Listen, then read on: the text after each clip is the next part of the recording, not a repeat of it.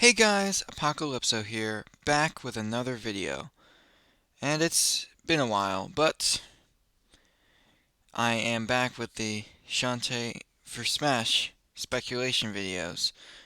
And I know it's been a while, but I've just been busy with my life. I want to have a life outside of the internet and outside of YouTube, so I hope you understand that. But anyway, I have three threads from Mischievous Demise, another YouTuber. Well, they have a YouTube channel, a YouTube account, but it's sort of like a friend of mine, I guess. But anyway, it's three different threads, all relating to Shantae or Smash in some way, and I'm going to read them to you, and I'm going to talk about them. So, said, guys, today I just discovered something interesting relating to the Shantae series.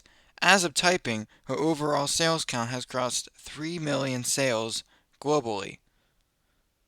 What does this mean about anything? Upcoming thread. So, I'm going to read this next thread. Some time ago, I made the prediction that the next Smash character reveal would be a Western rep fighter. The reasoning behind that? Pure unbridled speculation. LOL. Well, that's not gonna stop me from reading it. Let me check it out.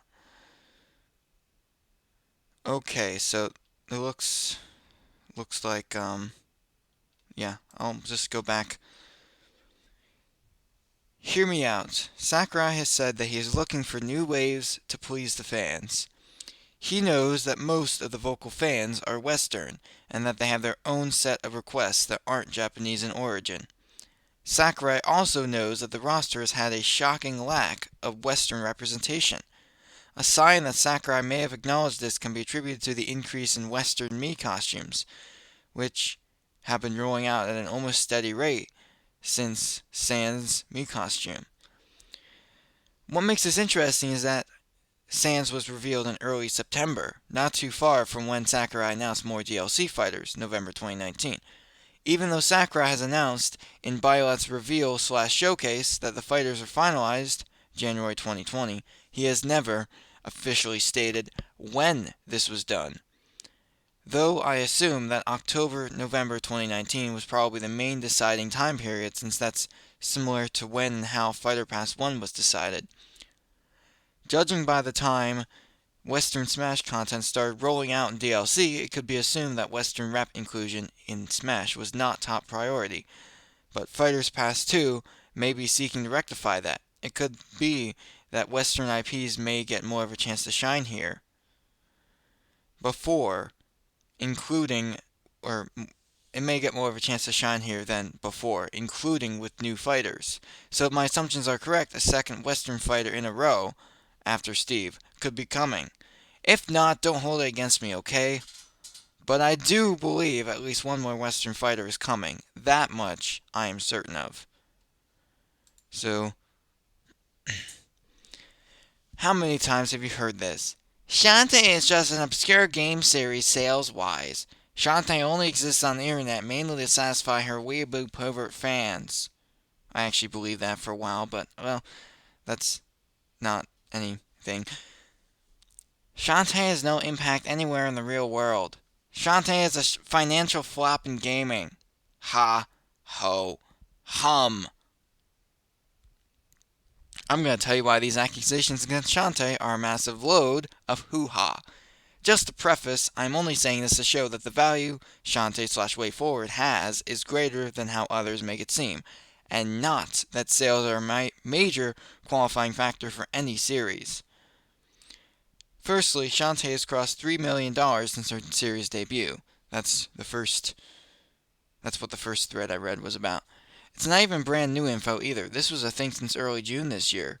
To put this into perspective, Shantae is selling similar numbers as many other indies, as most mainstream ones tend to cap off at 1 to 2 million views. I think they meant sales. Now compared to other AAA companies with similar results, Banjo-Kazooie and Tooie together sold about 5 million, while ARMS sold 2.1 million. Now you might be thinking, of course, Seven Sirens was hyped up so it would bring in these sales numbers, and you would be wrong. For specificity, this 3 million count was recorded just a week after the console and PC releases, meaning the bulk of Shantae 7 Sirens isn't a part of the 3 million sales. This also means none of the physical re-releases of Shantae OG and Risky's Revenge are factored in either, since they happened in September, and they are currently selling like hotcakes. This means that most of the 3 million plus sales recorded were from Half Genie Hero, Pirate's Curse, and Risky's Revenge from before. Since the 3 million sales announcement was at the peak of Shantae and the Seven Sirens' popularity, imagine how much more sales Shantae has made since then. The Shantae series has and is crunching solid numbers. She's far gone from her roots of obscurity and is making a significant splash in Japan as well.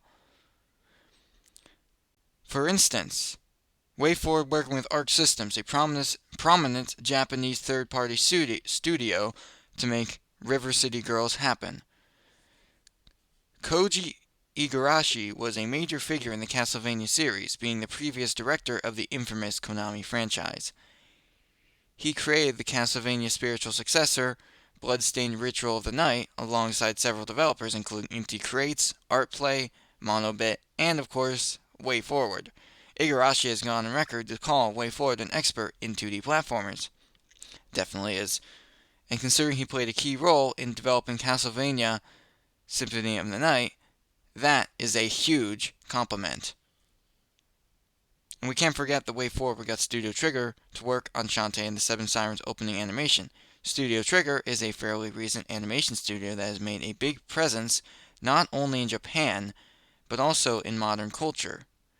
Many of you may know Studio Trigger as the studio that made shows such as Kill la Kill, Little Witch Academia, and BNA Brand New Animal, but Trigger has also worked in surprising areas in the West, such as an episode of Steven Universe, and a bunch of other stuff. I'm not gonna really go into it.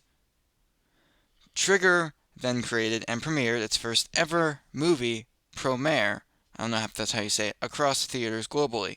And within all its massive reach, remember what they used as the feature before the movie? That's right, Little Shantae's opening intro to Seven Sirens. Considering the movie raked in $2 million in North America alone, that meant thousands of Western people would have been exposed to the Shantae short, and Shantae in general. This is the kind of massive reach Shantae/WayForward is gaining by dealing with Trigger. Not to mention, WayForward was one of the few Western companies to be slated for the New Game Plus Expo, alongside several big Japanese developers such as Sega, Atlas, SNK, and Arc Systems. WayForward wasn't there as an indie studio, but as a full-fledged third party.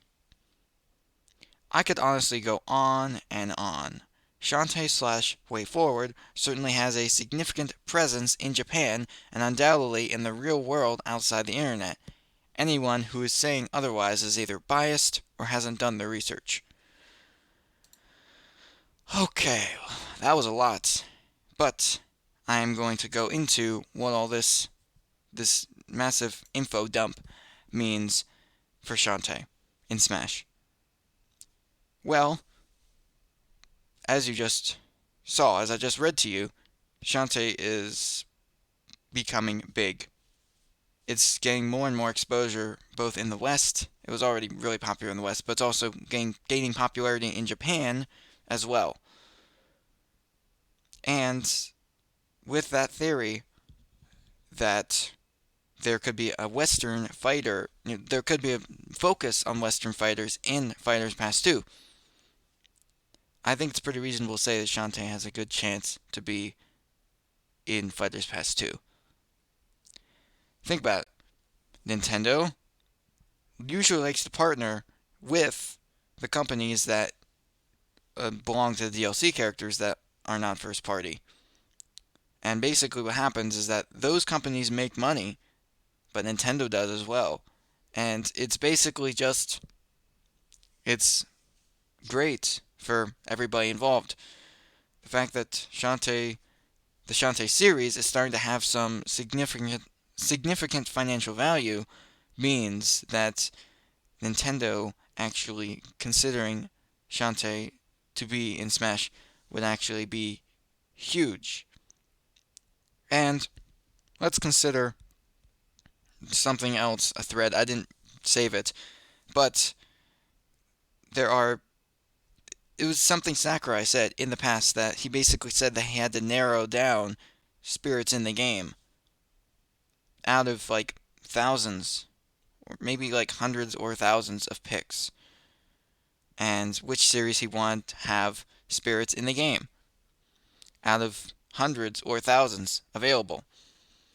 And the Shantae series got two, which is more than most series got. Most got like one at most. A few got two, a few got more than that, but most only got like one. So I think that's pretty significant.